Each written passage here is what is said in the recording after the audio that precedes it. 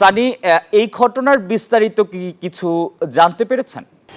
সকাল 4:30টার দিকে যে প্রতিকৃতি তৈরি করা হয়েছিল একটি স্বৈরাচারের প্রতিকৃতি, এবং সেটিতে মূলত প্রথমে আগুন দেওয়া হয়। আমার ঠিক পিছনেই সেটি দেখতে পাচ্ছেন যে সেটি একদমই পুড়ে গেছে, এবং তার মুখাবয়ব ছিল সাবেক প্রধানমন্ত্রী শেখ হাসিনার।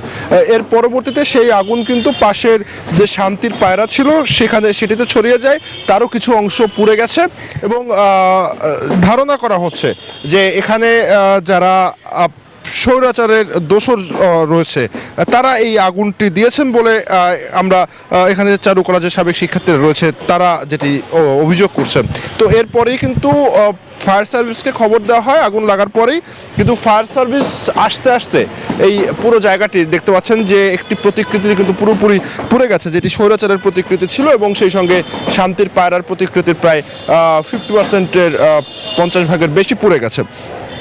এখন প্রশ্ন হলো যে চারুকলা এই জায়গাটিতে আসলে কিভাবে আগুনটি দেয়া হলো। ধারণা করা হচ্ছে যে দুর্বৃত্তরা গেট পার হয়ে এসে তারা এই আগুনটি লাগিয়ে থাকতে পারে। এই বিষয়টি ঢাকা বিশ্ববিদ্যালয় কর্তৃপক্ষ এবং আইন শৃঙ্খলা বাহিনী দুই পক্ষই তদন্ত করছে, কিন্তু সেই তদন্ত এখন যে প্রশ্নটি যে আর মাত্র একদিন বাকি পহেলা বৈশাখে, সেক্ষেত্রে আসলে এই প্রতিকৃতিগুলো নতুন করে তৈরি করা সম্ভব কিনা সেটি একটি গুরুত্বপূর্ণ প্রশ্ন। এবং জানেন যে স্বৈরাচারের যে প্রতিকৃতি সেটি নিয়ে কিন্তু আসলে বেশ সারা দেশে আলোচনা হচ্ছিল, এবং এটি কি আসলে এই আনন্দ শোভাযাত্রার মূল আকর্ষণ হিসেবে ধরা হচ্ছিল, এবং সেটিতে আসলে বলা যায় যে নির্দিষ্ট করে বললে যে পরিকল্পনা অনুযায়ী সেটিতেই আগুন লাগানো হয়েছে। এবং বান্ডেল থাকলে প্রতি সেনমানিতে টাকা বাঁচবে।